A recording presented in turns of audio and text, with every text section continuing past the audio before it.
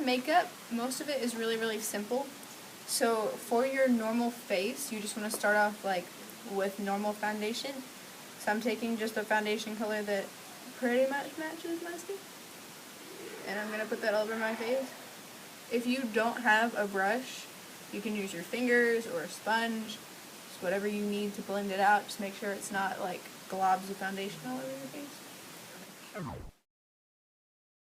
So I've finished putting foundation all over my face and blend it out. Make sure you take it down the neck too, so in case it doesn't match too well, it's not just like a mask. I'm taking just a little bit of powder that's going to lock it into place so that it doesn't like rub off during the show.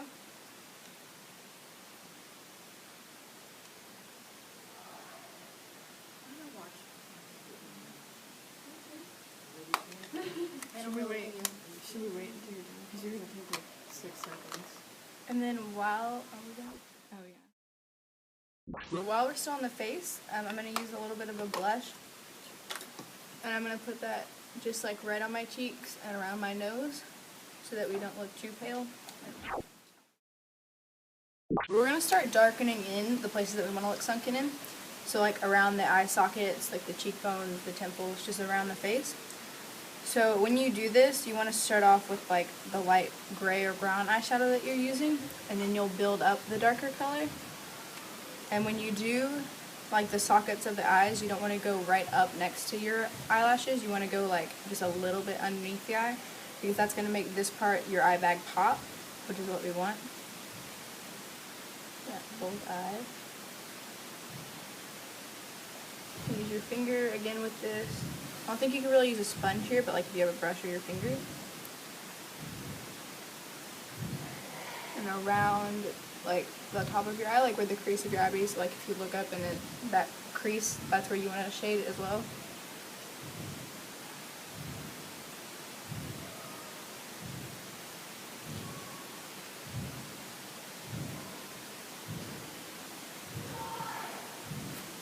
You also want to keep it really dark on the inner part of your eye, so around like where your eye would hit your nose bridge, so contour around like where your nose bridge is and darken in that inner part of the eye there. That's just going to make the eye look all that more sunken in, which is what we want. You can contour down the bridge of your nose if you want. And then I'm still using gray, so we haven't gone in with the black yet. So we're going to darken the face in as well.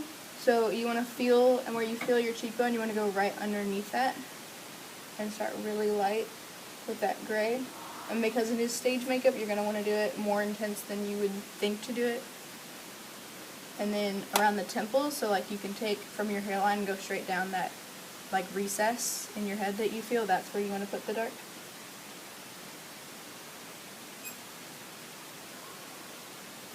The easiest way to find these spots is, like I said, just to feel around your face.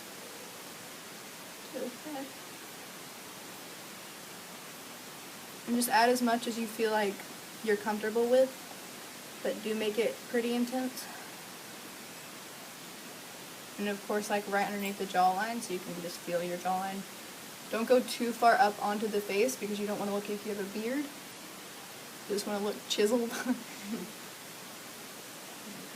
No beards. You can go down your neck if you want it to look slimmer. If you turn your head, you can see the little tendons in your neck pop out, and that's where you would want to shade beside those. And your collarbone if it shows. Around the hairline. Alright, so now we're going to go in with a black eyeshadow. You want to use this really, really minimally because it is going to be intense. And when you put on the black eyeshadow, like you almost want a gradient from like normal skin to gray to black. So the black should never go outside the gray that you've already put down for the smoothest transition possible. You really only want to use the black in like the spaces in the face that's supposed to look the most sunken in. So on the temples and the cheekbones, you don't necessarily have to put it like all the way around the jawline like we did the gray, and you don't have to put it down your neck if you don't want to. You do want to keep it like in the eyes. I'm using a big brush here because it is like, I want it to look large, like it's a large area right here. Just like to really messily apply it in there, and again, you can use your finger for all this. back with a little brush and darken in the eye sockets just a little bit with that black. And down the bridge of the nose.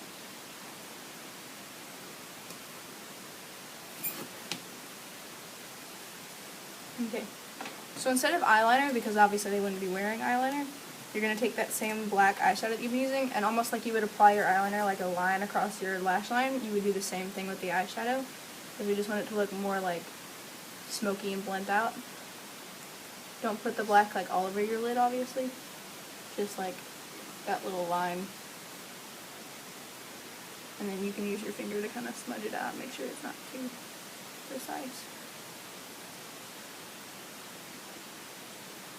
I'm darkening under the lips a little bit just so that my chin doesn't look so blank.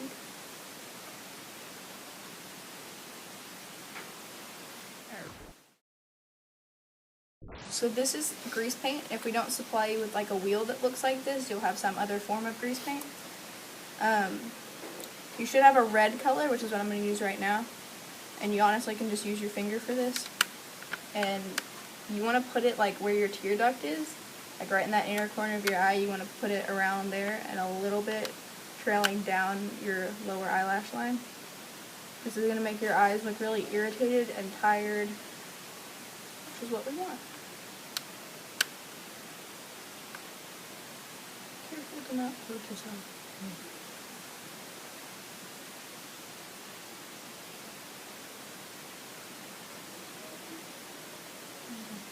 Because I don't have my lipstick with me, I'm just going to use a little bit on my lips. But you should have a pink lipstick that you'll be using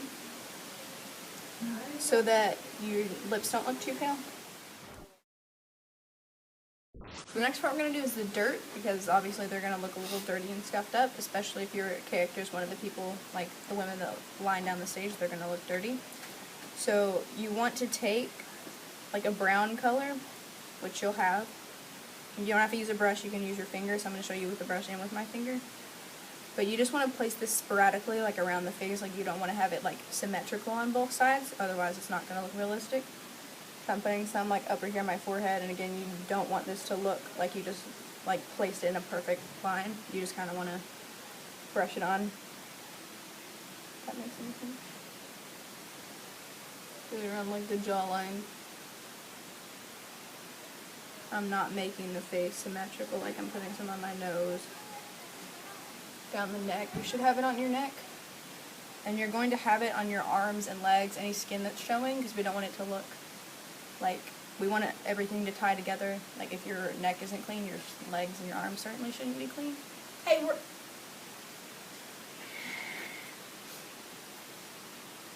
So if you need help with the the legs and arms, then we can help with that. So now we're going to do like a small cut. Now with these, we don't want to take away from anything else that we have going on, like the outfits or the other makeup. So you just want to keep the cuts really, really small and keep them in places where like you're likely to get cut, like your lips or like a split eyebrow. Or you could even do like a tiny cut on your cheek or your forehead. So I'm going to do one on my lip. And to do that, you just want to draw a straight line down your lip. You don't want to like sketch it on, just like that. And then I'm going to do one on my forehead here. And again, you want to keep this tiny, so about like that. Alright, and then to make it really look like a cut, what I'm going to have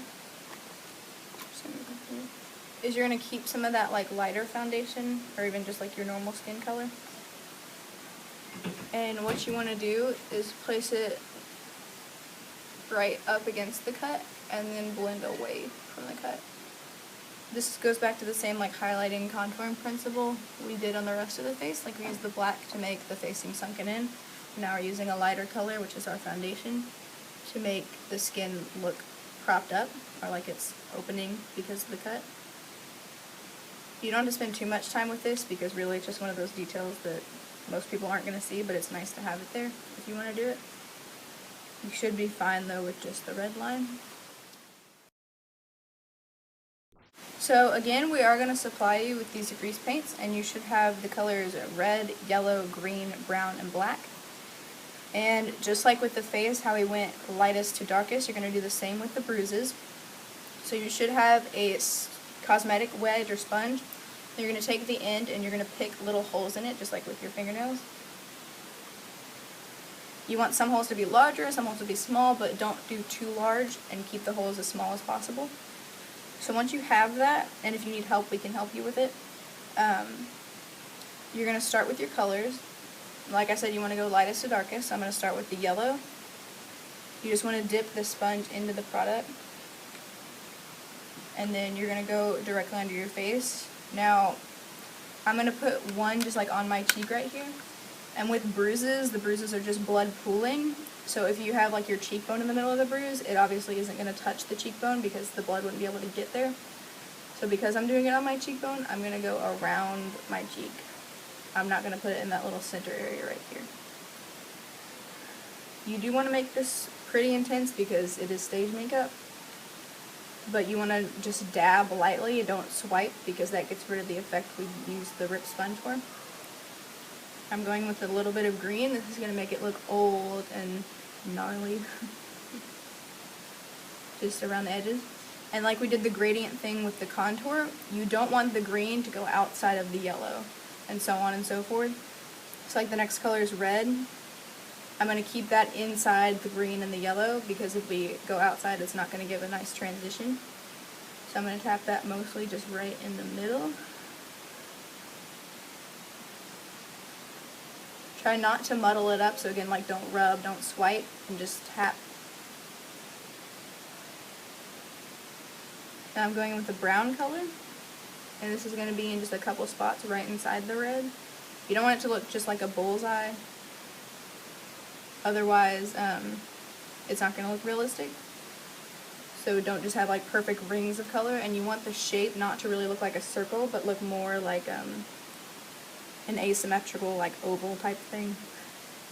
I'm going with black, and again, just like the face, you want to use it very, very lightly, because normal bruises wouldn't have too much black. We're just using it to add depth.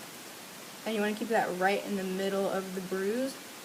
Don't go outside any of the color.